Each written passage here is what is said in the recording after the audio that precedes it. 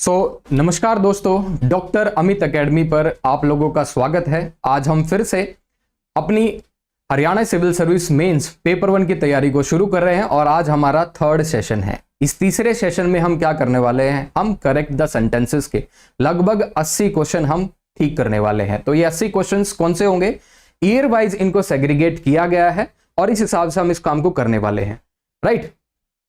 तो इन 80 क्वेश्चंस को स्टार्ट करने से पहले एक छोटा सा इंट्रोडक्शन फॉर अवर एकेडमी। सबसे पहले डॉक्टर अमित के बारे में आपको बताना चाहूंगा। Doctor Amit he himself has qualified और even appeared for civil service exam for the 3 interviews. 3 interview इन्होंने दिए हैं और 5 मेंस दे चुके हैं। तो आपको पता होगा कितनी डिफिकल्ट प्रोसेस से ऑलरेडी जा चुके हैं और इनको पता है कहां पे एस्पिरेंट्स को प्रॉब्लम आती है। तो इस करके इस प्लेटफॉर्म पे जब आप आए हो तो बहुत सही प्लेटफॉर्म है आप लोगों के लिए। दूसरा, ये हमारा एकेडमी का ट्रैक रिकॉर्ड है 2024 के अंदर, जहां हरियाणा सरकार के लिए हमने 51 ऑफिसर्स यहां से दिए हैं। 2023 के अंदर 24 सिलेक्शन हमने दिए हैं, 2021 के अंदर 33 सिलेक्शन दिए हैं। तो हमारा ग्राफ जो है वो अपवर्ड है हमेशा। So with respect to the mentorship, हमारी मेंटरशिप हमेशा से राइट रही है। आगे हम चलते हैं, विल बिगिन द सेशन। इस सेशन के अंदर हम बहुत कॉम्प्रिहेंसिव कवरेज करने वाले हैं। हम पीवाईक्यू जो है पिछले 8 या 9 एचसीएस जो हुए थे उसके अंदर 2003 से 2023 तक पेपर 1 इंग्लिश वो सारे क्वेश्चन हम करने वाले हैं और करेक्ट द फॉलोइंग सेंटेंसेस के क्वेश्चन हम करेंगे। दूसरा, मैं आपको बताऊंगा कहां कहां पे कमीशन आप लोगों को फंसा रही है, वो ट्रैप कौन से हैं और कौन से क्वेश्चंस, कौन से कॉन्सेप्ट लगभग बार बार रिपीट हो रहे हैं। तो यहां पे देखिए 2023 के अंदर ये वो 5 क्वेश्चन थे जो आपके सेंटेंस करेक्शन के अंदर आए थे। पहला जो क्वेश्चन है आप लोगों के सामने है, he had left a large number of money when he died. तो इस तरह के सेंटेंस जब आपके पास आते हैं करेक्ट द सेंटेंसेस वाले, तो आपको एक काम करना होता है, हमेशा आपको लेफ्ट टू राइट जो है एनालाइज करनी होती है स्टेटमेंट, हमेशा लेफ्ट टू राइट। सबसे पहले देखिए यहां पे क्या लिखा है, ही, राइट। तो यहां पे लिखा है ही क्या हो गया, सब्जेक्ट हो गया। उसके बाद एक वर्ब लिखी है हैड लेफ्ट, और ये कैसी वर्ब होगी आपकी, ये प्रेजेंट टेंस हो गया, ठीक है, और ये परफेक्ट टेंस हो जाता है। तो it's a perfect tense, present perfect tense. दूसरा, यहां पे एक लिखा है लार्ज नंबर ऑफ, ये लार्ज नंबर ऑफ एक फ्रेज आपके सामने लिखा है और ये किसके लिए यूज हुआ है, मनी के लिए। और मनी कैसा नाउन है, money is a uncountable noun. Uncountable noun, जब अनकाउंटेबल नाउन है तो आपको एक बात समझनी होगी, जब अनकाउंटेबल नाउन है तो आपने यहां पे नंबर कैसे यूज कर लिया, नंबर कैसे यूज कर लिया आपने। तो नंबर तो काउंटेबल नाउन्स के लिए होता है। जब ये काउंटेबल नाउन्स के लिए होता है तो हम नंबर को ड्रॉप करेंगे। हम मनी जो कि एक जो है अनकाउंटेबल नाउन होता है उसके लिए हम अमाउंट का यूज करते हैं, राइट। तो आपकी करेक्शन क्या हो गई, he had left a large number of money when he died। तो आपकी ये करेक्ट करेक्शन यहां पे हो जाएगी। आगे चलते हैं, नेक्स्ट क्वेश्चन आपके सामने है। ये कुछ एक्सप्लेनेशन है इसी की जो मैंने अभी आपके सामने जो है डील किया है। तो ये इसकी एक्सप्लेनेशन है जहां पे सबसे पहले ओरिजिनल सेंटेंस क्या था, उसके बाद करेक्ट सेंटेंस क्या होगा, और उसके बाद गलती कहां पे थी, और उसके बाद एक कॉन्सेप्ट समझाया है काउंटेबल वर्सेस अनकाउंटेबल क्वांटिफायर्स का, जहां पे लिखा है अगर आपको इस तरह के काउंटेबल नाउन मिलते हैं तो आपको कैसे बिहेव करना है, राइट। अगर यहाँ पे देखो बुक्स है जो कि काउंटेबल नाउन है, वहां पे आप नंबर यूज कर सकते हो। स्टूडेंट जो कि काउंटेबल नाउन है, मैनी यूज कर सकते हो। कार जो कि काउंटेबल नाउन है, वहां पे आप फीवर का भी यूज कर सकते हो। दूसरी तरफ जहां पे आपके सामने अनकाउंटेबल नाउन है, तो ये अनकाउंटेबल नाउन ध्यान से देखो, अनकाउंटेबल नाउन जहां पे अमाउंट और मच ये वाली चीज आप यहां पे यूज कर सकते हो। जैसे मनी अनकाउंटेबल नाउन है, उसके साथ अमाउंट लगेगा। वाटर अनकाउंटेबल नाउन है, मच यूज कर सकते हैं। ट्रैफिक जो है अनकाउंटेबल नाउन है, यू कैन नॉट काउंट कितनी ट्रैफिक है, तो यहां पे लेस और मोर ट्रैफिक आप यूज कर सकते हो, राइट। तो ये थी एक्सप्लेनेशन पहले क्वेश्चन की। अब हम चलते हैं दूसरे क्वेश्चन की तरफ, और यहां पे लिखा है none of the brothers have shown any interest in saving the property. हमेशा जब भी आप करेक्ट द सेंटेंसेस करोगे तो लेफ्ट टू राइट जो है आपको क्या करना है, सेंटेंस को एनालाइज करना है। हमेशा लेफ्ट टू राइट सेंटेंस को एनालाइज करना है। लेफ्ट टू राइट जब देखेंगे, सबसे पहले देखो यहां पे नन लिखा है, उसके बाद ऑफ प्रेपोजिशन है, और उसके बाद एक ऑफ प्रेपोजिशन का ऑब्जेक्ट लिखा है। इतना मुझे समझ में आया। नन क्या है, नन वैसे इनडेफिनिट क्या होता है, प्रोनाउन होता है। This is none, right. Indefinite pronoun होता है, हमें कभी नहीं पता कि नन का मतलब क्या है, इनडेफिनिट प्रोनाउन। दूसरी बात यहां पे देखिए द ब्रदर्स, ये क्या हो गया, ऑब्जेक्ट हो गया किसका, ऑफ प्रेपोजिशन का। अब यहां पे देखो हैव शोन, ये है वर्ब, और वर्ब किसके अकॉर्डिंग आती है, सब्जेक्ट के अकॉर्डिंग आती है, वो भी हम देखेंगे, फाइंड आउट करेंगे। लेकिन उससे पहले देख लेते हैं आगे सेंटेंस क्या है, any interest in saving the property, right, कोई इंटरेस्ट नहीं है उसका प्रॉपर्टी बचाने में किसी भी भाई के अंदर। अब यहाँ पे देखो ध्यान से, ये वाले जो सेंटेंस होते हैं आप इनको बहुत आसानी से पकड़ सकते हैं, मुझे पता है आप लोगों की तैयारी जो है अच्छी खासी है इसमें विद रिस्पेक्ट टू इट। तो ध्यान से देखो, नन जो कि एक यहाँ पे इंडेफिनिट प्रोनाउन है, ऑफ जो प्रेपोजिशन है, उसके बाद एक ऑब्जेक्ट लिखा गया है और ऑब्जेक्ट कैसा है, प्लूरल है, अंडरस्टैंड इट, प्लूरल है। लेकिन आप लोग धोखा कहां पे खाते हो, आपको लगता है सर ये प्लूरल जो है इसी के हिसाब से ये वर्ब यूज की गई है, जैसे ब्रदर्स प्लूरल एक हिसाब से नाउन है, तो आपको लगता है यहां पे क्यों ना मैं एक कैसी वर्ब यूज करूं, प्लूरल वर्ब ही यूज कर लूं। लेकिन समझना है जो इस वर्ब के प्रॉक्सिमिटी में है वो इसका सब्जेक्ट नहीं होता, अंडरस्टैंड इट, ये इसका सब्जेक्ट नहीं होता। इस तरह के जो कॉन्फ़िगरेशन होती है आपकी स्टेटमेंट की, none of the brothers, right, either of the brothers, इस तरह के जो क्वेश्चंस होते हैं प्रॉक्सिमिटी वाला कॉन्सेप्ट नहीं है, राइट। इसमें हमें क्या करना है, ये जो नन है इसको हमें क्या लेना है, subject, right, this is the subject. तो नन ऑफ द ब्रदर्स, अब नन क्या है, इंडेफिनेट है और ये कैसा प्रोनाउन है, सिंगुलर। सिंगुलर प्रोनाउन के हिसाब से वर्ब कैसे आएगी, सिंगुलर आएगी। आप हैज को ड्रॉप करोगे, उसकी हैव को ड्रॉप करोगे, उसकी जगह आप क्या लिखोगे, हैज, तो ये हमारी करेक्शन हो जाएगी। तो इसी में थोड़ी एक्सप्लेनेशन आप लोगों के सामने है।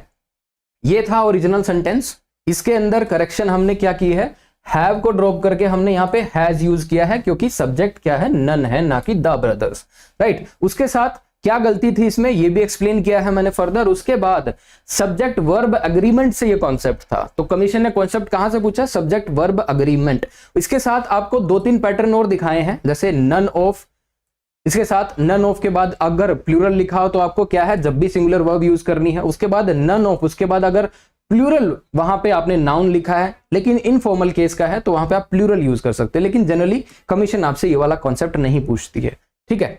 तो आगे चलते हैं, will continue further.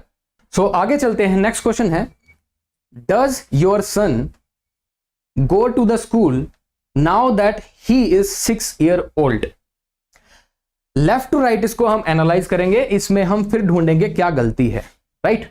So does your son go to the school now that he is 6 years old। Last में जो है क्वेश्चन मार्क लगा है, कर्टेन को ढंग से कर देना सर। सो ध्यान से देखो, योर क्या हो गया, योर सन सब्जेक्ट हो जाता है यहां पे, इट्स अ सब्जेक्ट। अब डज क्या है, ये ऑक्सिलरी वर्ब होगी, सही बात है। गो क्या है, ये हमारी मेन वर्ब होगी, ये भी सही बात है। अब ये जो टू है ये प्रेपोजिशन हो गई, कोई प्रॉब्लम नहीं है सर। उसके बाद क्या लिखा है, द स्कूल, जो कि प्रेपोजिशन का ऑब्जेक्ट हो जाता है, कोई प्रॉब्लम नहीं है। नाउ दैट, दैट एक कंजंक्शन हो गया, उसके बाद एक और क्लोज लिखिए, ही इज 6 years old, और लास्ट में क्वेश्चन मार्क आ जाता है, ठीक है। अब गलती कहां पे है, गलती क्या है, गलती इस, ये जो डिटर्मिनर आपने लिखा है द, वो गलत है। क्यों गलत है, क्योंकि कोई भी अगर सपोज कोई बिल्डिंग है या फिर कोई चीज है, अगर उसको उसके प्राइमरी पर्पस के लिए यूज किया जाता है तो उसमें हम कोई भी आर्टिकल नहीं लगाते हैं।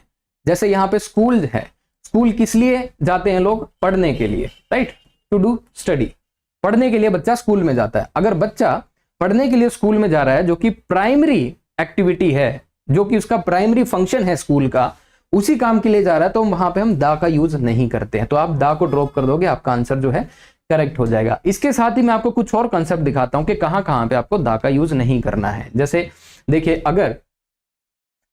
अगर मैं देखूं जेनरिक रोल था जो अभी स्कूल वाला, वहां पे आप दा का यूज नहीं करोगे। जैसे आपके सामने एक एग्जांपल है, गो टू स्कूल, किस लिए जाते हैं, स्टडी करने के लिए।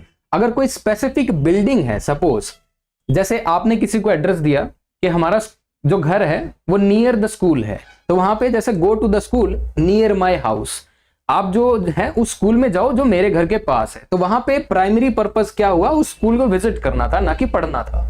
दूसरे केस में देखोगे कोई नॉन पर्पस विजिट है, जैसे I went to the hospital to see a friend. Hospital में मैं डॉक्टर से मिलने नहीं गया, इलाज कराने नहीं गया, मैं एक दोस्त से मिलने गया। तो उसका प्राइमरी रीजन ये नहीं था कि उसको हॉस्पिटल इलाज कराने जाना था, तो वहां पे आप दा का यूज कर सकते हो, ठीक है। इस हिसाब से आपको क्या करना है, करेक्शन करनी है।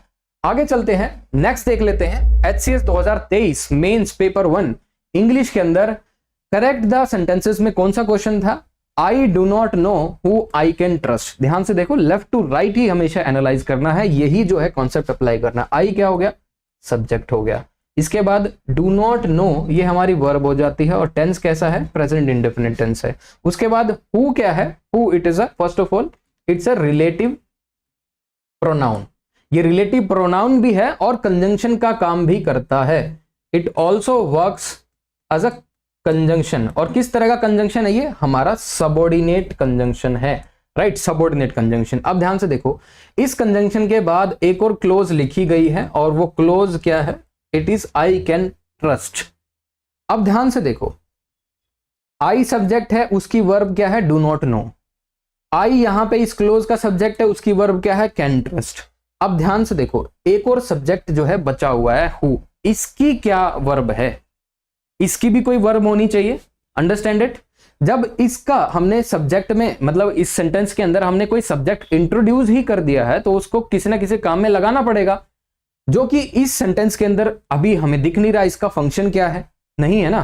तो इसलिए अगर आप देखोगे, I do not know who I can trust, trust जो है ये एक ऐसी वर्ब है जिसके बाद हमें कोई ना कोई ऑब्जेक्ट लिखना पड़ता है, या इसके बाद कोई ऑब्जेक्ट की रिक्वायरमेंट है, राइट। तो I do not know who I can trust, आप किस पे भरोसा कर सकते हो, तो वो कोई पर्सन होगा, ठीक है, जिसको आप बताना चाहते हो वो कोई ऑब्जेक्ट है, राइट, वो कोई ऑब्जेक्ट है। जब वो ऑब्जेक्ट है तो आपने हु जो है, जो कि एक सब्जेक्टिव केस होता है, आपने सब्जेक्टिव केस यूज किया, आपने यहां पे ऑब्जेक्टिव केस यूज करना चाहिए था, आप यहां पे क्या लिखोगे, हूं, ठीक है। तो इतना समझ में आया, दो तीन चीजें मैंने आपको बताई, क्या क्या आपको देखना है, लेफ्ट टू राइट कैसे एनालाइज करना है, किस वर्ब का क्या सब्जेक्ट है, कौन सा सब्जेक्ट अननेसेसरी दिया गया है, कौन सी वर्ब को ऑब्जेक्ट की रिक्वायरमेंट है, उस हिसाब से हमने रिलेटिव प्रोनाउन को चेंज कर दिया, ठीक है। तो ऐसे आपको काम करना है। आगे चलते हैं, इसकी एक्सप्लेनेशन आप लोगों के सामने है। ये था आपका ओरिजिनल सेंटेंस और ये करेक्ट सेंटेंस है। इसके बाद क्या गलती थी ये समझाया, फिर मैंने आपको बताया कौन से कॉन्सेप्ट से जो कमीशन ने क्वेश्चन पूछा है जिसमें प्रोनाउन का केस जो है वो गलत यूज किया गया था। हु वर्सेस हुम में डिफरेंस बता रखा है, कहां पे आपको हु यूज करना है और कहां पे आपको हुम यूज करना है। हुम वहां पे यूज करना है जब आपको ऑब्जेक्ट की जरूरत है, और हु वहां पे यूज करना है जहां पे आपको सब्जेक्ट की जरूरत है, राइट, ठीक है। आगे चलते हैं, next is however fastly you run you will not be able to overtake a train। देखो आंसर आप लोगों को दिख रहा है, आंसर इतना मुश्किल नहीं है इसके अंदर। देखो सबसे पहले however क्या है, ये एक कंजंक्शन है, राइट, however क्या है, एक कंजंक्शन है, सबऑर्डिनेट कंजंक्शन है। उसके बाद एक एडवर्ब लिखी गई है फास्टली, जो कि गलत है। फास्टली कोई वर्ड होता ही नहीं है, फर्स्ट ऑफ ऑल फास्टली जो है एक वर्ड नहीं होता है। एग्जैक्ट जो है एडवर्ब क्या होती है, फास्ट होती है, वही उसी फॉर्म में आपको यूज करना है। तो डायरेक्ट आपको जो है करेक्शन दिख गई है। So however fastly you run you will not be able to overtake a train. अब मैं थोड़ा सा एक्सप्लेन और कर देता हूं। ये कंजंक्शन हो गया, किस तरह का कंजंक्शन है, सबऑर्डिनेट कंजंक्शन है। सबऑर्डिनेट कंजंक्शन के साथ एक क्लोज लिखी है you run, fast you run, ये हमारी सबऑर्डिनेट क्लोज होगी। मेन क्लोज क्या है, फ्यूचर टेंस के अंदर है, that you will not be able to, ये हमारी मेन क्लोज होगी साहब, ठीक है। You will not be able to overtake a train, इतना समझ में आया। जब हमें पता है कि हमारी subordinate clause present indefinite tense के अंदर है और मेन क्लोज हमारी फ्यूचर टेंस के अंदर है, तो उसमें कोई प्रॉब्लम नहीं है, वो बिल्कुल सही है, वहां तक कोई प्रॉब्लम नहीं लग रही। लेकिन मेन प्रॉब्लम क्या है, यहाँ पे ये जो वर्ड यूज किया गया फास्टली, ऐसा कोई वर्ड होता ही नहीं है, ये गलत है। तो ये रहा आपका ओरिजिनल सेंटेंस और ये आपका करेक्ट सेंटेंस हो गया। ये बताया है कि क्या इसके अंदर रॉन्ग था। फर्स्टली पहली बात तो इंग्लिश ग्रामर के अंदर कोई वैलिड वर्ड नहीं होता है।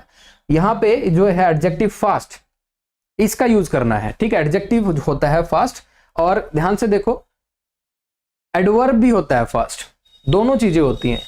फास्ट जो है ऐसा वर्ड है, एक एडजेक्टिव भी होता है और फास्ट एक एडवर्ब भी होता है। और दूसरी तरीके से देखोगे हार्ड भी एक एडजेक्टिव होता है और एडवर्ब भी होता है। लेकिन दूसरा देखिए लेट, लेट जो है एक एडजेक्टिव भी होता है और एक एडवर्ब भी होता है। लेकिन हम जो है अगर लेटली इसके पीछे लिखेंगे तो मीनिंग चेंज हो जाएगा। जैसे हमने हार्ड के बाद हार्डली लिख दिया है, इसका मतलब जो है डिफरेंट है, राइट। हार्डली का मतलब डिफरेंट है फ्रॉम हार्ड, हार्ड जो सब्सटेंस है जो सख्त है, हार्डली का मतलब होता है बेयरली, राइट, कभी कभी, राइट। उसके बाद देखें तो अर्ली, यहां पे अर्ली जो है एडजेक्टिव भी होता है और एडवर्ब भी होता है, राइट। This is all. आगे हम चलते हैं, नेक्स्ट इज 2022 के क्वेश्चन एचसीएस के आपके सामने आ चुके हैं। तो 2022 में ये 5 क्वेश्चन आप लोगों के सामने थे। पहला क्वेश्चन देखते हैं, एवरी मैन, उसके बाद यहां पे कोमा लगाया गया है, every man women and child were rescued. ध्यान से देखो, एवरी क्या होता है, एवरी एक डिटर्मिनर है, एवरी क्या है, एक डिटर्मिनर है। और उसके बाद कौन कौन से नाउन लिखे हैं जिसके लिए एवरी यूज हुआ है, मैन, वीमेन एंड चाइल्ड, तीनों नाउन के लिए एवरी डिटर्मिनर को यूज किया गया है। और एवरी किस तरह का डिटर्मिनर है, एवरी एक डिस्ट्रीब्यूटिव जो है एक डिटर्मिनर है, ये समझिएगा आप, एवरी एक डिस्ट्रीब्यूटिव नेचर का जो है डिटर्मिनर है, जो कि एक ग्रुप में हर एक आदमी को जो है सिंगल तरीके से रेफरेंस करता है, सबको अलग अलग रेफरेंस देता है, सबके पास विजिट करता है और हर एक आदमी को जो है अलग अलग जो है रेफर करता है। हालांकि इसका नेचर जो है डिस्ट्रीब्यूटिव है, लेकिन ये हर एक इंडिविजुअल आदमी को अलग अलग रेफर करता है। तो यहाँ पे ये जो मैन है, वीमेन है एंड चाइल्ड है, आपको ये लग रहा होगा सर ये प्लूरल हमारा सब्जेक्ट है, नहीं है, ये हमारा कोई प्लूरल सब्जेक्ट नहीं है। ये रेफरेंस अगर आप ध्यान से देखोगे हर एक को ये अलग अलग रेफर कर रहा है। तो हर एक जब इंडिविजुअल है तो यहाँ अपने वर्ब जो है ये प्लूरल वर्ब यूज किया है, ये गलत है, आप यहाँ पे वॉज का यूज करोगे, राइट। इसकी एक्सप्लेनेशन मैं आपको फर्दर दिखा देता हूं। यहाँ पे वॉज आपका करेक्ट हो गया। उसके बाद एवरी जो है इसके साथ हम सिंगुलर वर्ब लिखते हैं जनरली, और एवरी जो है, understand this, every distribute the action to each individual one by one. Every का काम क्या होता है कि वो एक्शन को डिस्ट्रीब्यूट करेगा हर एक इंडिविजुअल के लिए एक एक करके, वन बाय वन, ठीक है। तो ईच और एवरी के अंदर आपको डिफरेंस पता चल गया। एवरी जो होता है हमेशा ही डिटर्मिनर होता है और ईच जो है प्रोनाउन भी हो सकता है, इतना याद रखना। एवरी जो है वो डिटर्मिनर होता है, ईच जो है डिटर्मिनर भी होता है और प्रोनाउन का काम भी कर सकता है। जब भी हम एवरी के साथ कोई सिंगुलर नाउन लिखेंगे वर्ब सिंगुलर आएगी। एवरी के साथ अगर आप कितने ही भी नाउन लिख लो आपकी जो है वर्ब सिंगुलर ही रहेगी। उसके बाद ईच ऑफ, उसके साथ कोई प्लूरल नाउन लिखोगे तब भी आपकी वर्ब जो है सिंगुलर ही रहेगी। तो ये जो है आपको कॉन्सेप्ट याद करना है, कमीशन यहां से पूछ रही है। अगला कॉन्सेप्ट देखते हैं। नेक्स्ट क्वेश्चन है आपका time and tide. Time and tide waits for none. अब ये देखो, एक टाइम की बात हो रही है और दूसरा टाइड की बात हो रही है। क्या ये कॉन्सेप्ट एक है? क्या हमें इसको एक सिंगल आइडिया मानना चाहिए? इट्स अ सिंगल आइडिया और डिफरेंट आइडिया। टाइम अलग आइडिया है, टाइड अलग आइडिया है, राइट। टाइम जो होता है वो आपका 4D के अंदर होता है और टाइड ये है आपका नेचुरल फिनोमिना है। तो टाइम एंड टाइड दोनों ही आपके क्या हो गए, डिफरेंट आइडियाज हो गए। तो दो आइडिया है आपका, कैसा सब्जेक्ट हो गया, एक कंपाउंड, ठीक है। कंपाउंड सब्जेक्ट आपका यहां पे होता है। तो कंपाउंड सब्जेक्ट क्या होते हैं, प्लूरल होते हैं, इट्स अ प्लूरल। तो आपका सब्जेक्ट प्लूरल है, लेकिन आपने यहां पे वर्ब जो है वो सिंगुलर यूज की है। आप यहां पे सिंगुलर नहीं यूज कर सकते, एस को आप ड्रॉप करोगे, आप जो वर्ब लिखोगे प्लूरल लिखोगे, wait, right. This is the right correction. आगे चलते हैं, ये इसकी फर्दर एक्सप्लेनेशन है। यहां पे जैसे मैंने आपको बताया टाइम एंड टाइड ये कंपाउंड सेंटेंस है, कंपाउंड सब्जेक्ट है, उसके साथ एक प्लूरल वर्ब की रिक्वायरमेंट है। ऐसे ही कई तरीके से जो है कमीशन आपसे क्वेश्चन पूछ रहा है। तो लेट्स गो फर्दर। आपके सामने एक और स्टेटमेंट है, either of the 4 singers will sing tonight. ध्यान से देखो, लेफ्ट टू राइट ही हमेशा जो है आपको जो है एनालाइज करना है।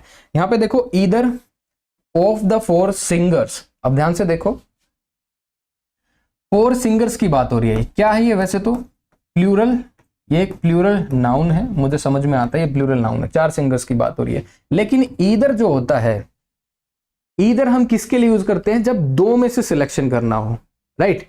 तो ये ईदर जो है it is generally use for 2, दो में से एक का सिलेक्शन करना हो। सो either of the 4 singers will sing tonight. लेकिन यहां पे तो जो है इट इज मोर देन 2, 4 की बात हो रही है, राइट। जब 4 की बात होती है तो आपको क्या करना है, you need to basically pick up these words.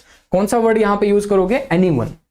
Anyone जो है हम 2 से ज्यादा के लिए यूज कर सकते हैं। जैसे हम जनरली 2 के लिए तो हम ईदर का यूज कर सकते हैं, लेकिन मोर देन 2 के लिए हम एनीवन यूज करेंगे या फिर एनी, राइट। तो यहां पे एनीवन की जरूरत है। Anyone of the 4 singers will sing tonight. तो ये थी हमारी correction, this is the correction. Let's move forward. अब हम सेशन को थोड़ा पेस अप करेंगे, will pace up the session, क्योंकि बहुत ज्यादा क्वेश्चंस हैं, राइट। ओके, ऑल आएगा। Minute of happiness has commented कि एस नहीं आएगा, ऑल आएगा। ओके, किस कॉन्टेक्स्ट में कह रहे हो आप, मुझे नहीं पता। एस नहीं आएगा, ऑल आएगा। Okay, all of the 4 singers. अच्छा, all of the 4 singers will sing tonight. अच्छा, आप अगर ऑल लिखना चाहते हो, इट इज ऑल्सो राइट।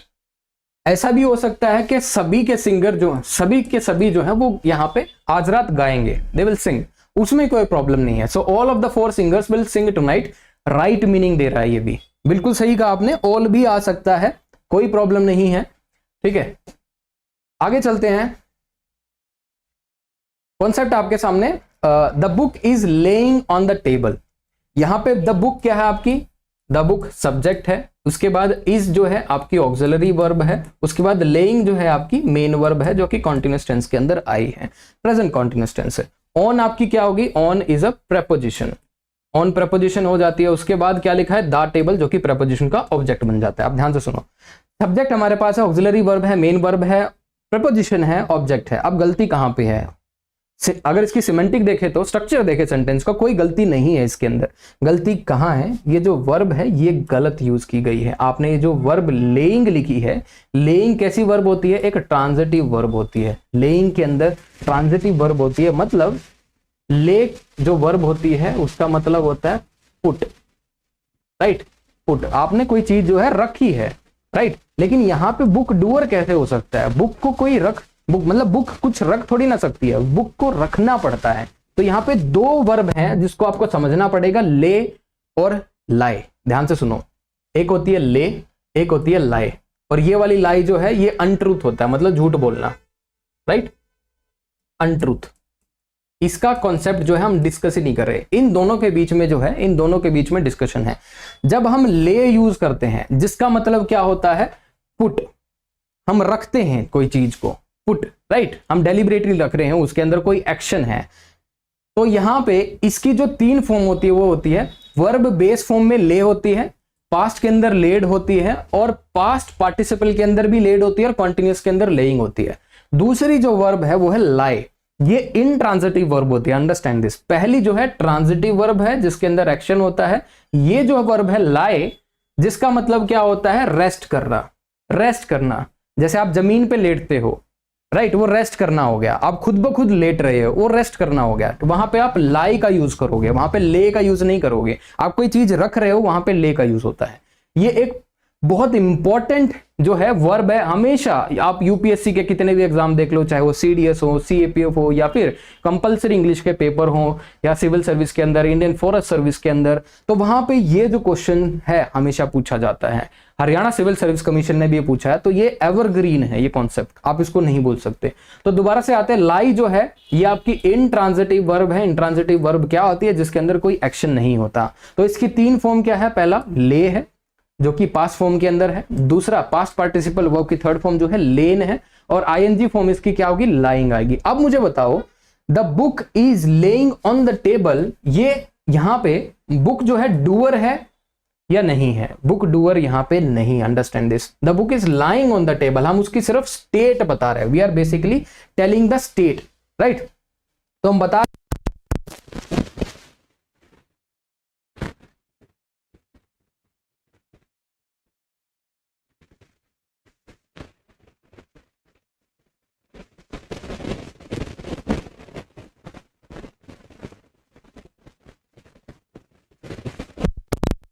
यहां पे मी है, एक सारा है, आर गुड फ्रेंड्स। अब ध्यान से देखो, एंड जो है ये क्यूमुलेटिव एक हिसाब से आपका कंजंक्शन है जो कि सेम रैंक की स्ट्रक्चर्स को जोड़ता है। क्या करता है, सेम रैंक के स्ट्रक्चर्स को जोड़ता है। अब मुझे बताओ, सारा जो है 3rd पर्सन, जो है 3rd पर्सन प्रोनाउन है, मी जो है ये आपका ऑब्जेक्टिव केस हो गया, ये सब्जेक्टिव केस है, सारा it's a subjective case, no doubt about it.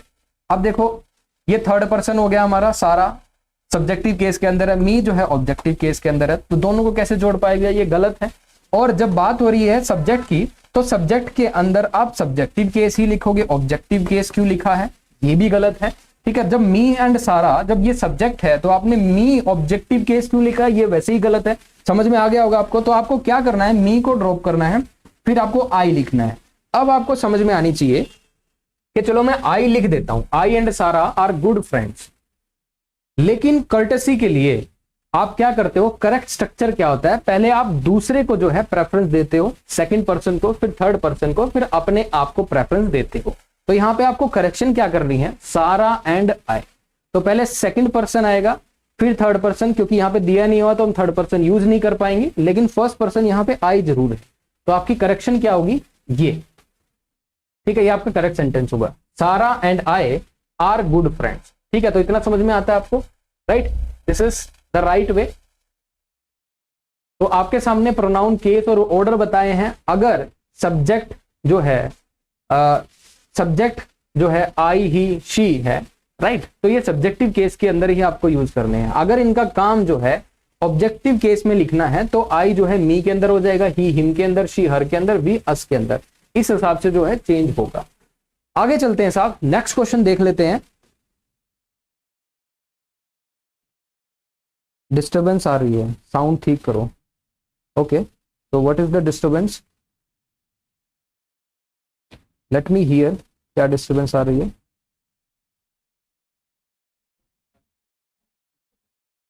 Okay, तो व्हाट इज द डिस्टर्बेंस। हाँ, थोड़ी तो मुझे भी सुनाई दे रही है।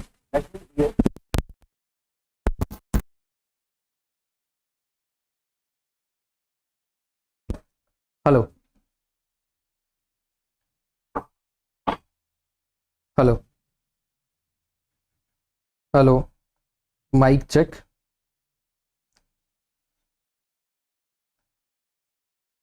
Okay, so we are checking the mic, not an issue.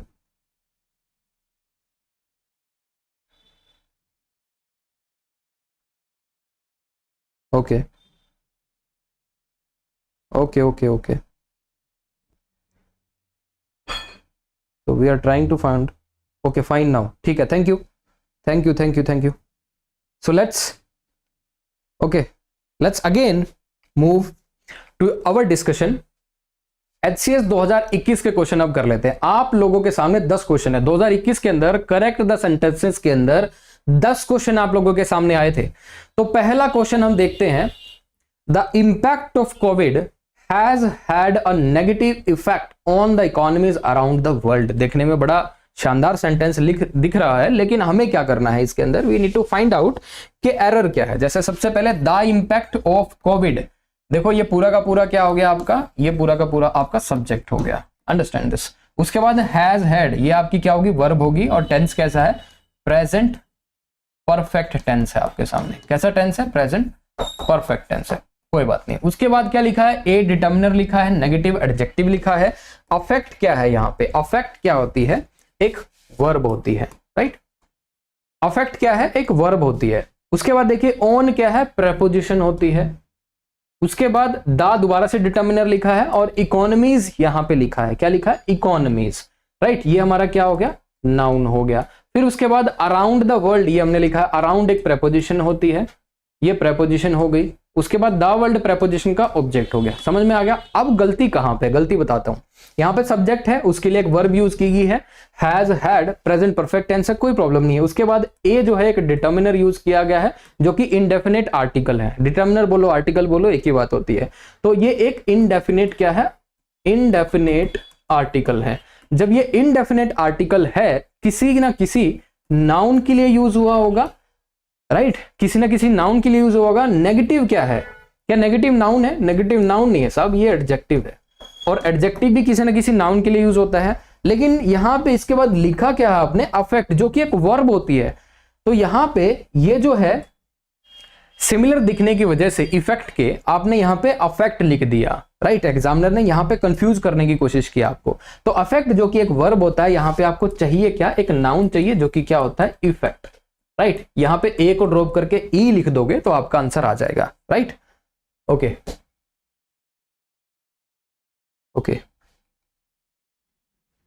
Right. तो आपका आंसर क्या होगा, ये the impact of Covid has a negative effect on the economies around the world. तो एक कमेंट आया था, सर इकोनॉमी होगा, हाँ नहीं, हम इकोनॉमीज भी लिख सकते हैं। तो वी आर टॉकिंग अबाउट कि बहुत सारे देशों की इकोनॉमी जो है इंपैक्ट हुई है। तो यहाँ पे इकोनॉमीज जो है इसमें कोई प्रॉब्लम नहीं है, जिसमें हम नंबर ऑफ कंट्रीज के बारे में बात कर रहे हैं कि उनकी इकोनॉमीज जो है अफेक्ट हुई है, ठीक है। इकोनॉमीज ठीक है, लेकिन इसमें देखो कमीशन ने आपको कितनी आसानी से, कितने टेक्टफुल तरीके से यहाँ पे आपको फंसाया है। तो अफेक्ट क्या है, अगर इस वर्ड की बात करें, ये वर्ब होता है। इफेक्ट जो है एक नाउन होता है। इफेक्ट जो है एक वर्ब भी होता है, कुछ रेयर केसेस होते हैं, यहां पे उसको डिस्कस नहीं करेंगे क्योंकि इस कॉन्सेप्ट को बताने में 15 से 20 मिनट का समय लगता है कि कहां कहां पे effect as a verb use होता है। इस केस में इफेक्ट जो है वर्ब यूज हो ही नहीं सकता था। क्यों नहीं हो सकता था? क्योंकि यहां पे ए आर्टिकल दिया हुआ है, इसके बाद तो नाउन ही लगेगा, श्योर है। नेगेटिव एडजेक्टिव दिया हुआ था तो श्योर है उसके बाद कोई नाउन ही आएगा, राइट। तो यहां पे आसानी से कमीशन ने आपके सामने कितने सारे हिंट छोड़े हैं। आगे चलते हैं, नेक्स्ट क्वेश्चन है the types of information given in the brochure are all quite different. ध्यान से देखो, लेफ्ट टू राइट ही हमेशा क्या करना है, एनालाइज करना है। देखो द टाइप्स लिखा है, ठीक है, आपके सामने क्या है, द टाइप्स। अब ऑफ इंफॉर्मेशन, ऑफ जो है प्रेपोजिशन है, इंफॉर्मेशन जो है उसके बाद उसका ऑब्जेक्ट बन जाता है, समझ में आता है। अब गिवन, ये हमारे पास क्या है, ये हमारे पास एक वर्ब है और टेंस कैसा है, ये पास्ट इंडेफिनिट टेंस है। कैसा टेंस है, इंडेफिनिट टेंस है, ठीक है, ये भी समझ में आ रहा है। सो इन जो है दोबारा से क्या है आपके सामने एक प्रेपोजिशन है, यहां तक स्ट्रक्चर बिल्कुल ठीक है। सो गिवन इन द दोबारा से क्या आ गया हमारा, एक डेफिनेट आर्टिकल आ गया, ये एक डेफिनेट आर्टिकल हो गया। Definite brochure are all quite different, तो आर क्या होगी हमारी, ये वर्ब आ जाती है, सही बात है। आल जो हो गया ये डिटर्मिनर हो गया। क्वाइट जो है, क्वाइट क्या है मुझे बताइए, इस क्वाइट का मतलब क्या है, और ये डिफरेंट जो है ये क्या है, आर ऑल क्वाइट डिफरेंट। और क्वाइट का मतलब क्या होता है, डिफरेंट का तो आप लोग समझ सकते हो, डिफरेंट जो है यहाँ पे एक समझ सकते हो कि एडजेक्टिव है, डिफरेंट इज एन एडजेक्टिव। लेकिन ये क्वाइट क्या है, क्वाइट का मीनिंग बताइएगा, और ये है क्या।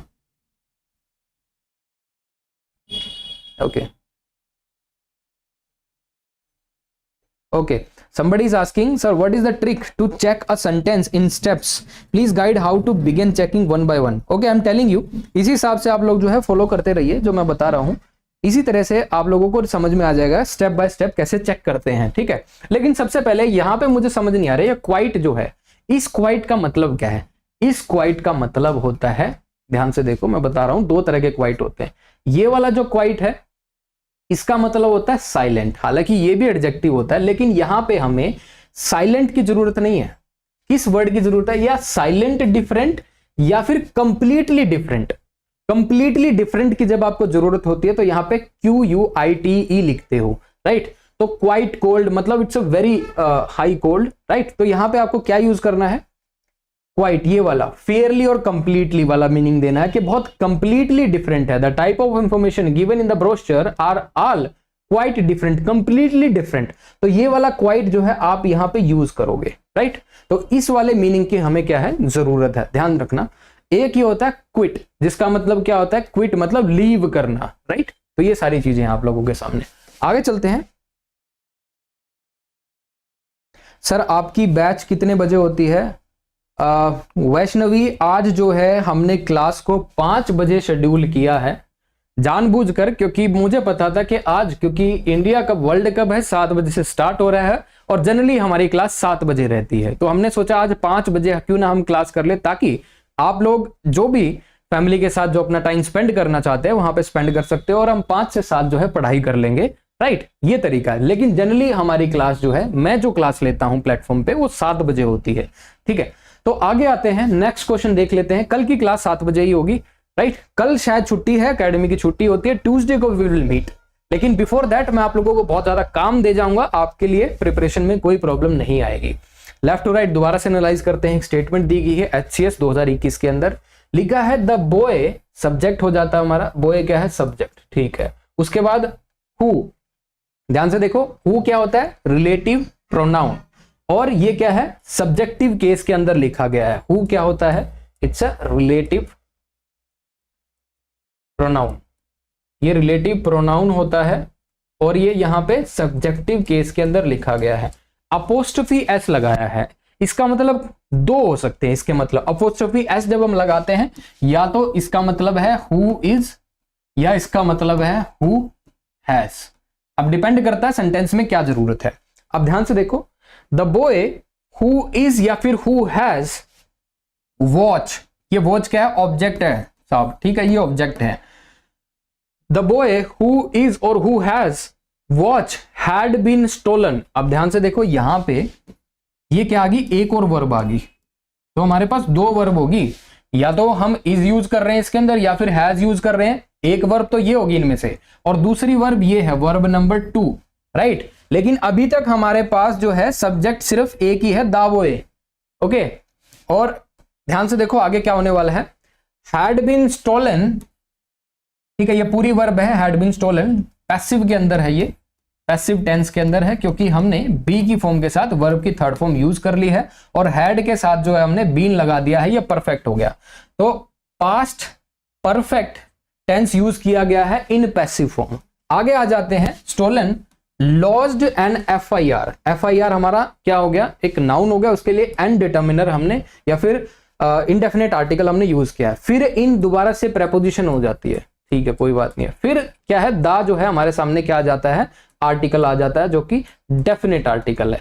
फिर आता है हमारा पुलिस स्टेशन, जो कि इन का क्या है, ऑब्जेक्ट है, राइट। इन का ऑब्जेक्ट हो गया, पुलिस स्टेशन के लिए हमने दा यूज किया। अब गलती कहां पे है इसमें, गलती है कि हमें यह दिखाना था possession, the boy whose watch, या फिर हु इज वॉच नहीं लिखना था, जिसकी वॉच गुम हुई है। अगर हमें पोजेशन दिखाना है तो हमने ये जो है ये कार्रवाई क्यों की है, ये गलत है।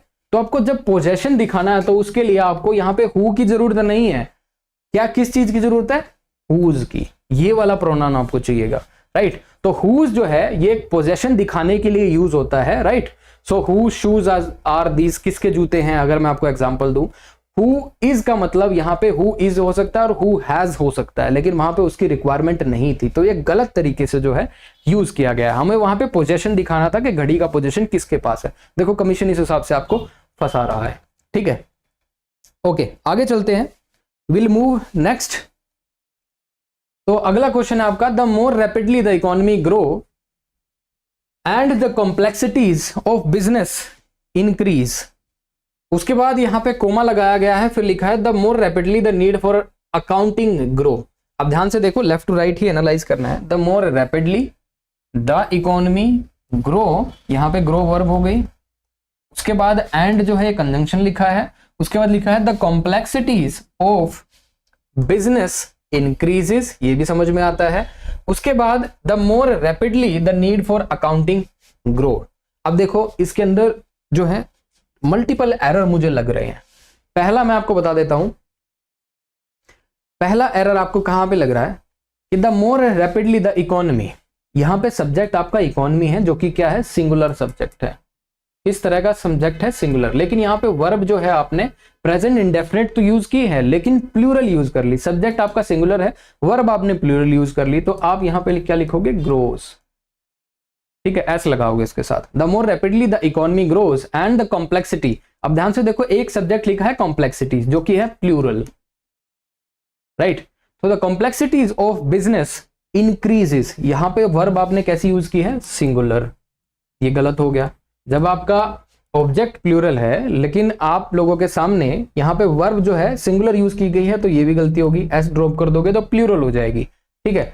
उसके बाद the more rapidly the need for accounting grows, तो यहां तक ठीक है। ये दो करेक्शन आप लोगों को करने हैं, राइट, कोई डाउट, ये दो करेक्शन आप लोगों को करने हैं। अकाउंटिंग के बाद देखो the need, the more rapidly the need for accounting, अच्छा इसके अंदर भी करेक्शन करना है आपको, ग्रोज लिखना है, ठीक है। मोर rapidly the need for accounting grows, क्योंकि यहां पे नीड जो है, ये नीड सिंगुलर जो है, ये आपकी क्या होगी, एक तरह से एक आपका सिंगुलर सब्जेक्ट क्रिएट करेगा द नीड। उसके लिए आप जो वर्ब लिखोगे वो भी सिंगुलर ही यूज करोगे, right, it will also a singular verb, ठीक है। तो ये आपकी क्या होगी, करेक्शन होगी। तो ध्यान से सुनो, दोबारा से समराइज कर देता हूं। इकोनॉमी जो कि सिंगुलर था, उसके लिए आपको वर्ब सिंगुलर यूज करनी पड़ेगी। कॉम्प्लेक्सिटीज जो है प्लूरल, यहाँ पे नाउन यूज किया गया था, उसके लिए आपको जो वर्ब यूज करनी है वो भी जो है प्लूरल यूज करोगे। नीड जो कि सिंगुलर है, उसके लिए वर्ब जो है वो भी सिंगुलर यूज करोगे। तो तीन करेक्शन इसके अंदर करने थे।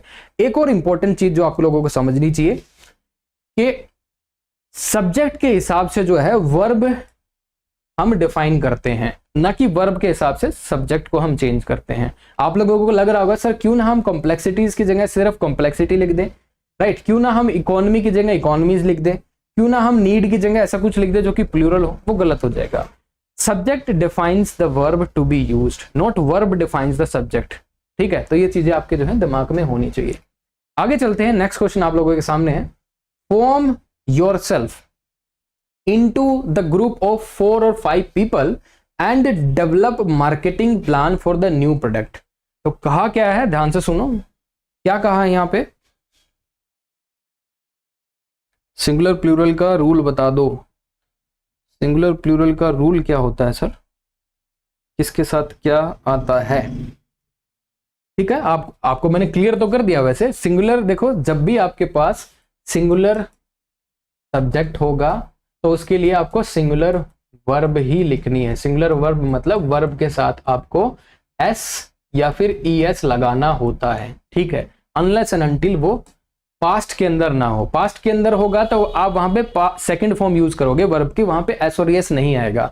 लेकिन प्रेजेंट इंडेफिनिट टेंस के अंदर सिंगुलर सब्जेक्ट के साथ सिंगुलर वर्ब ही आएगी, एस और ईएस, डिपेंडिंग अपॉन किस तरह का सब्जेक्ट है, आप किस तरह की वर्ब है। दूसरा, अगर आपका प्लूरल जो है, अगर आपका प्लूरल सब्जेक्ट है उसके साथ आपको सिंगुलर वर्ब ही यूज करनी पड़ेगी। ठीक है, कैसी यूज करनी पड़ेगी, सिंगुलर वर्ब, राइट। वहां पे आप एस और ईएस का यूज नहीं करोगे। ठीक है, किसके अंदर, प्रेजेंट टेंस के अंदर। ठीक है, आता है समझ में? ओके, प्रेजेंट इंडेफिनिट टेंस के अंदर। तो यहां से स्टार्ट करते हैं नेक्स्ट क्वेश्चन से। Form yourself into the groups of 4 or 5 people and develop marketing plan for the new product. अब लेफ्ट टू राइट एनालाइज करना है। फॉर्म योरसेल्फ आता समझ में। इनटू क्या हो गया, इनटू क्या है, इनटू एक प्रेपोजिशन है। किस लिए यूज होती है, किस काम के लिए होती है? या तो हमें दिखाना होता है कि किसी चीज में ट्रांसफॉर्मेशन हुआ है, किसी चीज में ट्रांसफॉर्मेशन हुआ है। Suppose that thing is converted into that, right. जैसे आपने 2-3 चीजें जो है मिलाई और उन चीजों को मिलाने के बाद कोई रिएक्शन हुई, वो कन्वर्ट हो गया उसके अंदर, so it converted into a new substance. जब भी कन्वर्जन होता है, ट्रांसफॉर्मेशन होता है, तो वहां पे इनटू का यूज करते हैं। दूसरा, इनटू प्रेपोजिशन कहां पे यूज होती है, जब हमें दिखाना है कि एक जगह से दूसरी तरफ जा रहे हैं। Suppose this is a tunnel और यहां से कोई आदमी एंटर किया और यहां से निकल गया, into, right. Enter and exit. So from yourself, into इसलिए हम यूज करते हैं 2 तरीकों के लिए, एक तो ट्रांसफॉर्मेशन के लिए या फिर हम एंट्री और एग्जिट करने के लिए। तो यहां पे देखिए, form yourself into the group of 4 or 5 people and develop marketing plan for the new product.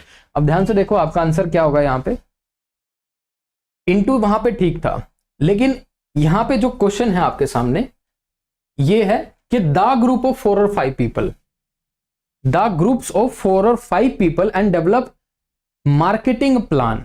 2 चीजें मैं आप लोगों को समझाऊंगा यहां पे। पहली चीज जो मैं आपको समझाने जा रहा हूं वो ये है कि जो प्लान है, ये प्लान जो है, ये प्लान आपका क्या हो गया, एक नाउन हो गया। और ये प्लान जो है, ये आपका जो प्लान यूज किया गया है, ये काउंटेबल नाउन होता है। क्या नाउन होता है ये, काउंटेबल नाउन। काउंटेबल नाउन जो है बिना किसी आर्टिकल के नहीं लिखे जाते। हालांकि ये नाउन काउंटेबल है लेकिन इनडेफिनिट है। तो जब भी आप कोई प्लान इंट्रोड्यूस कर रहे हो, फर्स्ट टाइम इंट्रोड्यूस कर रहे हो, किसी को नहीं पता, तो वहां पे आपको इनडेफिनिट आर्टिकल का यूज करना है। सपोज आप कोई मिशन पे जा रहे हो, आपके साथ 2-3 आदमी हैं, तो आप किसी सिचुएशन में फंस गए हो और आप जो है इमीडिएटली बोलते हो कि आई हैव अ प्लान। वहां पे ए डिटर्मिनर का आप यूज करते हो। अभी तक किसी को पता नहीं प्लान क्या है, लेकिन आप लोग आपके दिमाग में है, तो इनडेफिनिट है काफी लोगों के लिए वो प्लान क्या है। तो सपोज आपने प्लान बता दिया और आप उस प्लान के हिसाब से मूव कर रहे हो, तो कोई आपका कोई साथी जो है बाद में आप लोगों को ज्वाइन करता है और बोलता है कि अच्छा आप लोग वहां से निकल गए और अब आप मिशन के लिए जा रहे हो, अब आपका प्लान क्या है। So what is the plan, क्योंकि प्लान ऑलरेडी डिस्कस हो चुका है, तो अब मुझे बता दीजिए व्हाट इज द प्लान। तो वहां पे वो दा का यूज करेगा। तो यहां पे फर्स्ट टाइम यूज हो रहा है तो ए का आप यूज करोगे। ठीक है, इतना समझ में आया? ठीक है, तो एक ये हो गया। उसके बाद यहां पे जो आपने दा ग्रुप यूज किया है वो नहीं यूज होगा। तो form yourself into group of 4-5 people, यहां पे दा की यूज नहीं होगा, क्योंकि दा जब हम यूज करेंगे स्पेसिफिक हो जाएगा। स्पेसिफिक इन द सेंस कि आपको पता है वो 4 या 5 लोग कौन है, लेकिन अभी तो आप इंडेफिनिट बात कर रहे हो ना, वो 4 या 5 लोग कौन होंगे, तो you are not sure who are this people, तो वहां पे आप दा का यूज नहीं करोगे। और नंबर ऑफ पीपल कितने, 4 और 5, मतलब एक से ज्यादा है। एक से ज्यादा का मतलब क्या हुआ, ए और एन आर्टिकल आप वहां पे यूज नहीं कर पाओगे, वो सिंगुलर जो है काउंटेबल नाउन के साथ यूज होता है, तो वहां पे आपको दा ड्रॉप करना पड़ेगा। ये आप लोगों को जो है समझ होनी चाहिए इतनी कि क्यों ये काम हो रहा है। आगे हम चलते हैं, नेक्स्ट क्वेश्चन है आपका 2021 के अंदर जो क्वेश्चन आया था, the microbes are so small to be seen under the microscope. तो आप लोगों को मैं 10 सेकंड देता हूं, तो I will give you 10 second जिसमें आप क्या कर सकते हो, इसको सोल्व कर सकते हो। The microbes are so small to be seen under the microscope.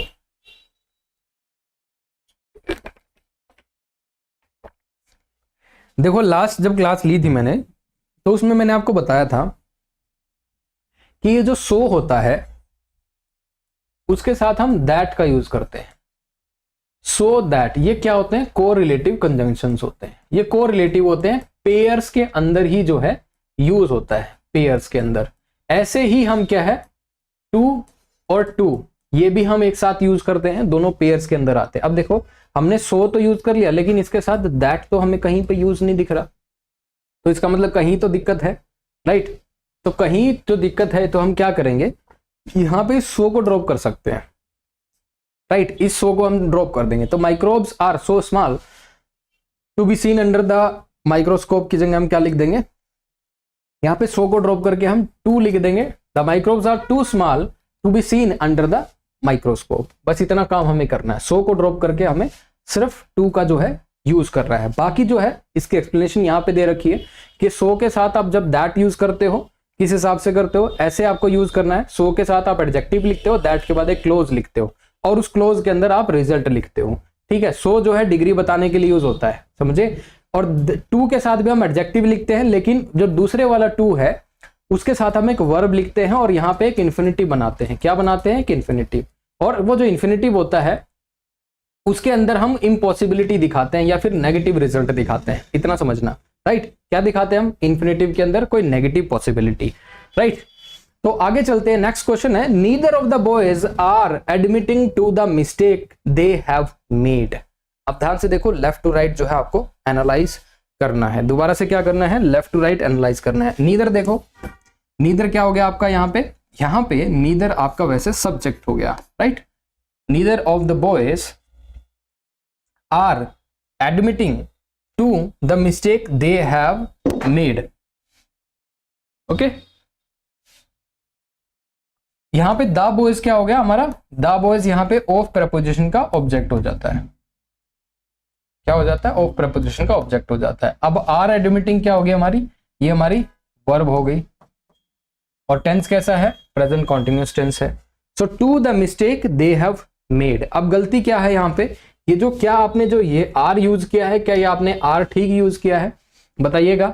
ये आपने जो आर यूज किया है ये गलत यूज किया है, क्योंकि आप लोगों को लगता है कि इस वर्ब के बाद जो लिखा है ये द बॉयज, ये इसका इमीडिएट जो है सब्जेक्ट बन जाएगा, लेकिन ये इसका सब्जेक्ट नहीं है, ये ऑफ प्रेपोजिशन का ऑब्जेक्ट है, राइट। तो आपका सब्जेक्ट क्या है, नीदर। तो नीदर के हिसाब से आप आर नहीं यूज करोगे, क्योंकि नीदर क्या होता है, सिंगुलर होता है, राइट। नीदर क्या होता है, सिंगुलर होता है, उसके लिए हम सिंगुलर वर्ब यूज करते हैं, इतना आपको पता होना चाहिए। ईदर जो है, ईदर के साथ भी सिंगुलर यूज होता है, ईच ऑफ के साथ भी सिंगुलर यूज होता है। तो जब भी आपको ये वाली कंस्ट्रक्शन मिले, नीदर ऑफ उसके बाद कुछ लिखा हो प्लूरल नाउन, ईदर ऑफ उसके बाद कुछ लिखा हो प्लूरल नाउन, ईच ऑफ उसके बाद कोई प्लूरल नाउन लिखा हो, तो उसमें आप हर एक में आप सिंगुलर फॉर्म ऑफ वर्ब का यूज करोगे, राइट। तो आपको क्या काम करना है, आर को ड्रॉप करके इज जो है उसका यूज करना है, ठीक है। तो आगे चलते हैं, next is the boss ordered both the three of them to come to his office. अच्छा, बॉस ने ऑर्डर किया, बॉस क्या हमारा यहाँ पे सब्जेक्ट है, उसके बाद ऑर्डर क्या है, वर्ब होगी, और ये कैसी वर्ब है, सेकंड फॉर्म है, तो मतलब पास्ट इंडेफिनिट टेंस हो जाता है, it's a past indefinite tense, ठीक है। अब यहाँ पे बोथ क्या है, बोथ आपका एक डिटर्मिनर है, फिर आपने लिखा है द थ्री ऑफ देम। अब ये गलती होगी सर, बोथ किसके लिए यूज होता है, दो के लिए यूज होता है, both is generally use for two, दो के लिए यूज होता है, लेकिन यहाँ पे बात हो रही है तीन की, तो ये जो डिटर्मिनर यूज किया गया यही गलत है। तो द बॉस ऑर्डर्ड, बोथ को तो आपको ड्रॉप करना पड़ेगा, ये तो बिल्कुल सही बात है। The boss order the three of them to come to his office.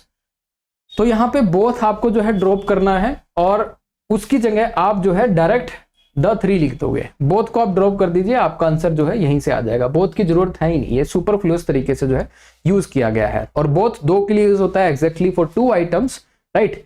Three यहाँ पे जो है तीनों को जो है ऑर्डर किया था कि वो इसके ऑफिस में आए। तो यहाँ पे जो है इसका गलत यूसेज हुआ है, राइट। जब भी हमें एग्जैक्टली 2 की बात करनी होती है तो हम बोथ का यूज करते हैं। 3 और 3 से ज्यादा की बात करते हैं हम 3 और 4। यहाँ पे 3 और मोर के लिए हम जो है ऑल डिटर्मिनर का भी यूज कर सकते हैं, ठीक है, इसका भी यूज कर सकते हैं, राइट।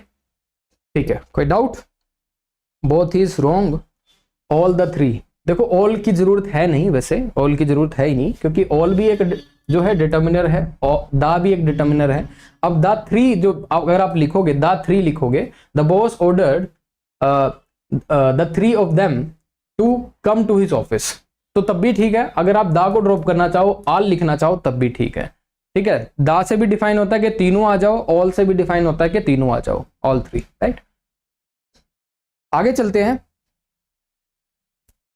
द hen हैज लेन, दोबारा से देखो वही कॉन्सेप्ट आ रहा है वर्ब का, ले वर्ब का, जो मैंने आपको बताया था। एक वर्ब है लाई और एक वर्ब है ले, ठीक है। एक है इंट्रांजिटिव वर्ब और एक है ट्रांजिटिव वर्ब। इंट्रांजिटिव वर्ब के अंदर कोई एक्शन नहीं होता, उसका मतलब होता है टू पुट, कोई चीज जो है मतलब टू रेस्ट। ले का मतलब होता है टू पुट। तो यहाँ पे जो आपने लेन लिखी है ये वर्ब जो है गलत है। आपको कौन सी यहाँ पे वर्ब यूज करनी पड़ेगी वो मैं आपको बता देता हूँ, लेकिन बिफोर दैट इस वर्ब को आपको एक्सप्लेन करना जरूरी है दोबारा से।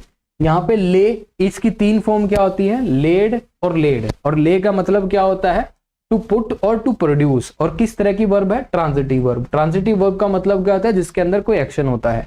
यहाँ पे देखिए लाई लिखा है, लाई क्या होती है, इंट्रांजिटिव वर्ब, और इसका मतलब क्या होता है, रेस्ट करना, इंट्रांजिटिव वर्ब है। तो इसकी 3 फॉर्म क्या होगी, लाई, ले और लेन, ठीक है। एक तीसरी वर्ब होती है लाई, जो कि होता है झूठ बोलना, और इसकी तीनों वर्ब क्या होगी, लाई, लाइड और लाइड, ठीक है।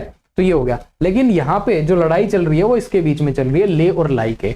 अब आपको पता चल गया कि ले की सेकंड फॉर्म क्या है, लेड, और लाई की सेकंड फॉर्म क्या है, ले, लेकिन ले की थर्ड फॉर्म क्या है, लेड। अब ध्यान से देखो, ध्यान से देखना, जो यहाँ पे मुर्गी ने जो अंडे दिए हैं, the hen has lane many eggs tonight, तो क्या उसने वो रखे हैं या फिर प्रोड्यूस किए हैं। जब उसने प्रोड्यूस किए हैं तो आपको यहाँ पे क्या मीनिंग देना पड़ेगा, लेड का, राइट। आपको यहाँ पे थर्ड फॉर्म जो है यूज करनी पड़ेगी, क्योंकि यहाँ पे हैज जो है, हैज की फॉर्म के साथ आप थर्ड फॉर्म ही यूज करते हो, क्या करने के लिए, परफेक्ट बनाने के लिए, ठीक है। तो आपको यहाँ पे ले वर्ब का यूज करना है और ले की थर्ड फॉर्म लिखनी पड़ेगी पास्ट पार्टिसिपल के लिए, राइट। तो ये आपकी जो है करेक्ट करेक्शन होगी, राइट। आगे चलते हैं, विल मूव फर्दर। ओके, ठीक है, आप लोगों को समझ में आ गया, बहुत अच्छे। आगे चलते हैं। Most of my relations live in the big cities of America. अब ध्यान से देखो, मोस्ट ऑफ लिखा है, उसके बाद माई एक क्या है, ये पॉजेसिव केस का कोई प्रोनाउन है, ठीक है। I subject, subjective case, me objective case, लेकिन मुझे इसका पॉजेसिव केस का प्रोनाउन लिखना है तो माई हो जाएगा, राइट। इतना समझ में आता है। तो ये जो है माई पॉजेसिव केस का प्रोनाउन है आई का। उसके बाद क्या लिखा है, रिलेशंस। अब रिलेशंस तो मुझे समझ में आता है, जेनरिक मतलब अगर मुझे बताना है रिलेशंस आपके संबंध क्या है तो ठीक है, वहां तक ठीक है। लेकिन बात हो रही है most of my relations live in the big cities of America. लेकिन अगर आपको फैमिली के बारे में बात करनी है, फैमिली, ठीक है, आपके कोई रिलेशंस हैं, ठीक है, आपकी फैमिली जो है, most of my relative live in the big cities of America. अगर आपकी फैमिली जो है, आपके जो रिश्तेदार हैं वो कहाँ पे रहते हैं, अमेरिका के अंदर रहते हैं, तो आपको अपने रिश्तेदारों की बात करनी है, आपके इन जनरल रिलेशंस की बात नहीं करनी है। तो अगर आप मेंबर्स की बात करो, फैमिली मेंबर्स की बात करो, तो वहां पे आप रिलेटिव का या जो है यूज करोगे। इस वाले नाउन की जरूरत है, आप लोगों ने लिख भी दिया होगा, ठीक है, बहुत अच्छे। आगे चलते हैं। तो फर्दर मुझे इसमें यहाँ पे एक्सप्लेन करने की जरूरत नहीं है, वहां पे रिलेटिव्स आ जाएगा। अब आते हैं HCS 2017 के अंदर। ये 10 क्वेश्चन दोबारा से HCS 2017 के अंदर सेंटेंस करेक्शन के अंदर पूछे थे। पहला देखते हैं, she greeted us in a very friendly manner. अब ध्यान से देखो, she greeted us in a very friendly manner. She जो है सब्जेक्ट हो जाता है, ग्रीटेड जो है वर्ब हो जाती है उसकी, और ग्रीटेड वर्ब का जो है ऑब्जेक्ट जो है अस बन जाता है। उसके बाद इन जो है ये प्रपोजिशन है, और इन के बाद जो है एक फ्रेज लिखी है, a very friendly manner, right. और ये पूरा का पूरा क्या बन गया, एक प्रपोजिशन फ्रेज बन गया, ठीक है। ये क्या बन गया, एक प्रपोजिशन फ्रेज बन गया। अब गलती क्या है, इसके अंदर पहले बताइए मुझे, इसके अंदर कोई गलती नहीं है, राइट। ये बिल्कुल सही सेंटेंस है। अगर इसके अंदर कुछ और गड़बड़ होती तो मैं आपको बता देता। हालांकि यहां पे अगर हम चाहें वेरी को ड्रॉप कर सकते हैं। She greeted us in a friendly manner, या तो आप इन अ फ्रेंडली मैनर भी लिख सकते हो। वेरी जो है थोड़ा सुपरफ्लुअस मुझे लिख रहा है, राइट। तो उसके अंदर अगर आप वेरी यूज करना चाहो तो कर सकते हो, फिर भी गलत नहीं है, लेकिन थोड़ा सुपरफ्लुअस है, राइट। तो she greeted us in a very friendly manner या फिर वे, दोनों तरीके से आप उसमें लिख सकते हो, कोई भी प्रॉब्लम नहीं है। और सेंटेंस को एज इट इज भी छोड़ोगे तो कोई इश्यू नहीं आएगा, ठीक है। शी ग्रीटेड अस, नहीं ग्रीट्स क्यों लिखोगे आप? किसी ने कमेंट किया है कि ग्रीट्स लिख सकते हैं, ग्रीट्स क्यों लिखोगे? ग्रीट्स क्यों लिखोगे? क्योंकि आप खामखा इसका टेंस क्यों चेंज करोगे? आपको कोई मतलब टेंस करना क्यों चेंज है जब आपको ऑलरेडी पास्ट इंडेफिनिट टेंस में दिया हुआ है। सो शी ग्रीटेड अस मतलब कोई पास्ट की कोई सिचुएशन है, पास्ट में खत्म हो चुकी है, आपको उन्होंने फ्रेंडली मैनर में ट्रीट किया था, तो आप उसको प्रेजेंट में लिख के क्या ग्रेट कर दोगे? तो कोई टेंस चेंज करने से कोई इसमें वो नहीं होगी, कोई फायदा नहीं है, ठीक है। ओके, नेक्स्ट देखते हैं। The pair of scissors belong to me, sorry not that pair of scissors belong to me. Scissors वाला जो है ये बहुत इंटरेस्टिंग क्वेश्चन है, हमेशा पूछा जाता है। तो scissors belong to me, that pair of scissors belong to me. I hope all of you would try to answer this question. आप लोग कोशिश करोगे इसको आंसर करने की। बताइए इसमें क्या आंसर होगा? That pair of scissors belong to me. Scissors कैसा नाउन है बताइए? सिंगुलर है, काउंटेबल है, किस तरह का है? ठीक है, सीजर्स वैसे आप ध्यान से देखो, सीजर्स इसके अंदर एक इंपॉर्टेंट चीज आपको ये लगानी है कि ये पूरा का पूरा आपका सिंगुलर नाउन है। तो सिंगुलर नाउन के हिसाब से आपको सिंगुलर वर्ब यूज करनी है। आप लोगों को लग रहा होगा सर ये सीजर्स लिखा है, इसके पीछे एस लिखा है, तो ये मतलब प्लूरल होगा। ये प्लूरल नहीं है साहब, ये आपका सिंगुलर है। पीछे एस लगने से ये प्लूरल नहीं हो जाएगा, ठीक है। तो सिंगुलर आपका क्या हो गया? नाउन हो गया। उसके हिसाब से आपको सिंगुलर ही जो है वर्ब यूज करनी है, सिंगुलर, राइट। तो यहाँ पे मेन सब्जेक्ट तो वैसे आपका दैट पेयर है, ऑफ के बाद तो कुछ भी आप लिखो, कोई प्रॉब्लम नहीं है। सो दैट पेयर जो है ये एक सिंगुलर आपका सब्जेक्ट हो गया, इट्स अ सिंगुलर सब्जेक्ट। लेकिन यहाँ पे सीजर्स भी जो है वो भी आप डायरेक्ट यूज नहीं कर सकते, पेयर्स ऑफ सीजर ही यूज करते हो, राइट। आगे हम चलते हैं, नेक्स्ट विल सी। हाँ बिल्कुल सही आपने जवाब दिया। वैष्णवी ने बोला सीजर, नहीं सीजर नहीं यूज करेंगे, बिलोंग्स यूज करेंगे आप, ठीक है। आपने बहुत अच्छा ट्राई किया वैसे, एटलीस्ट यू आर ट्राइंग। आगे देखते हैं, have you lived eight Varanasi long. अब ये क्या, या इन्होंने क्या लिखा है? Have you lived eight Varanasi long. ये लॉन्ग गलत लिखा है इन्होंने, यही गलत लिख रहा है। वैसे तो पढ़ने में भी गलत लिख रहा है। Have you lived eight Varanasi, या तो ये होना चाहिए कि हाउ लॉन्ग आप जो है वहां पे रहे हो, how long you have lived at the Varanasi, या तो ये क्वेश्चन होना चाहिए। तो क्वेश्चन फ्रेमिंग में ही गलती पूरी मुझे लग रही है। तो इसके अंदर क्या होगी? Have you lived in Varanasi long, ठीक है। अब देखो, वैसे तो जो लोकेशंस की बात होती है वहां पे इन आपको यूज करना पड़ता है। एट जो है एट जो है परफेक्ट जो है एग्जैक्ट लोकेशंस पे आप यूज करते हो, एग्जैक्ट लोकेशंस जो है उसके लिए आप यूज करते हो। इन जो है आप सिटीज के लिए यूज करते हो, ये तो बात ठीक है। लेकिन ये तो स्ट्रक्चर है, ये लॉन्ग जो लास्ट में जो लिखा है ये एडजेक्टिव, और नहीं not adjective, it's an adverb. ये जो एडवर्ब लास्ट में लिखा है ये क्या सही लिखा है नहीं लिखा है, ये मुझे थोड़ा तंग कर रहा है। So have you lived in Varanasi long, तो इसको मैं जो है रिविजिट करके आपको बताऊंगा। लेकिन हालांकि इसके अंदर जो करेक्शन होगी वो इन आपको लिखना है इसके अंदर। एट जो है एट की जरूरत नहीं है। एट जो हम एक स्पेसिफिक पॉइंट के लिए यूज करते हैं। इन किस लिए यूज करते हैं हम? किसी सिटी, रीजन और कंट्री में अगर आपको कोई चीज बतानी है तो इन यूज करोगे। स्पेसिफिक पॉइंट और एड्रेस के लिए आप क्या यूज करोगे? एट यूज करोगे। जैसे you can come to the academy, at the academy, I am at the academy, तो स्पेसिफिक पॉइंट की बात करोगे। कोई इंस्टीट्यूशनल एक्टिविटी के लिए भी आप एट यूज करते हो, ठीक है। तो ये चीजें जो है आपको यूज करनी है। हाँ बिल्कुल सही बोला वैष्णवी, इन आएगा। आगे देखते हैं, when to you come to see us. तो ये उटपटांग से क्वेश्चन आ रहे हैं HCS के अंदर 2017 में। When to you come to see us, ये किस तरह का क्वेश्चन है? देखो व्हेन, यहां पे देखो ये भी क्या है, एक कंजंक्शन है। किस तरह का कंजंक्शन है? सबऑर्डिनेट कंजंक्शन है। उसके बाद लिखा है to you come to see अस। अब जब व्हेन से आपने, व्हेन होता क्या है वैसे तो एक क्वेश्चन वर्ड होता है, अंडरस्टैंड दिस। व्हेन सबसे पहले क्या है? क्वेश्चन वर्ड है। क्या है? Question word. ये क्वेश्चन वर्ड है, क्वेश्चन पूछने के लिए यूज होता है। जब आपने क्वेश्चन वर्ड से शुरुआत की और लास्ट में वैसे क्वेश्चन मार्क भी नहीं लगा रखा है तो वैसे ही गलत है ये, राइट। तो क्वेश्चन वर्ड है व्हेन, उसके बाद आपने क्या लिखा है? टू, जो कि एक प्रेपोजिशन होती है। फिर आपने लिखा है यू, राइट, जो कि एक सब्जेक्ट है, सही बात है। फिर आपने लिखी है मेन वर्ब कम, ये भी सही बात है। उसके बाद फिर आपने दोबारा से प्रेपोजिशन लिखी है। फिर सी जो है उसका जो है प्रेपोजिशन का के साथ एक वर्ब लिखी है, तो इसका मतलब क्या हो गया? एक इन्फिनिटिव हो गया। ये क्या हो गया? इन्फिनिटिव हो गया। और इस इन्फिनिटिव के बाद एक और जो है आपने ऑब्जेक्ट लिख दिया इसका। तो इसमें जब हमने ये इंटरोगेटिव सेंटेंस बनाया है, तो इंटरोगेटिव सेंटेंस में हम क्या करते हैं? हम सब्जेक्ट से पहले क्या लिखते हैं? कोई ऑक्सिलरी वर्ब लिखते हैं, ना कि प्रेपोजिशन लिखते हैं। तो यहाँ पे क्योंकि ये जो टेंस है ये प्रेजेंट इंडेफिनिट टेंस है, तो इस हिसाब से हम कौन सी फॉर्म यूज करेंगे? डू, डज और डिड में से डू, डज और डिड। हमें टू को ड्रॉप करना ही पड़ेगा, अंडरस्टैंड दिस। हम टू को ड्रॉप करके क्या यूज करेंगे? हम डू का यूज करेंगे, क्योंकि यहां पे कम जो था प्रेजेंट इंडेफिनिट टेंस था और हमारे पास दो ही ऑप्शन थे, या तो हम डू का यूज करें या डज का यूज करें।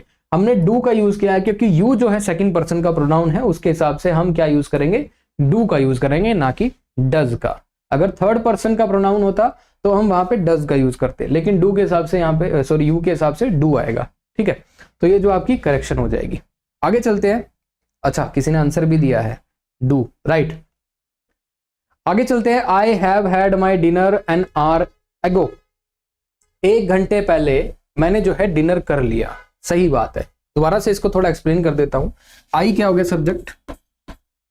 हैव हैड ये क्या हो गया? Present perfect tense, it's a present perfect tense. My क्या हो गया? ये आपका पोजेसिव केस का प्रोनाउन हो गया। उसके बाद डिनर क्या हो गया आपका? ये ऑब्जेक्ट हो गया, ठीक है, किसका? हैव हैड का। एन क्या हो गया? ये आपका डिटर्मिनर हो गया, या फिर आप इसको आर्टिकल भी बोल सकते हो, आर्टिकल हो गया। आर एगो क्या हो गया? ये दोबारा से नाउन हो गया, ठीक है। 1 घंटे की बात हो रही है, इसीलिए हमने एन आर्टिकल लिखा है, ठीक है, क्योंकि हमारा जो नाउन है सिंगुलर है, ठीक है। तो सिंगुलर काउंटेबल नाउन किसी भी बिना किसी डिटर्मिनर के नहीं आता, इसलिए हमने एन आर्टिकल लिख दिया।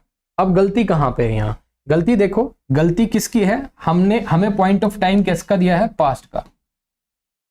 जब हमें पॉइंट ऑफ टाइम पास्ट का दिया है, एगो मतलब जो काम पहले हो चुका है, तो हैव हैड क्यों लिखा हमने?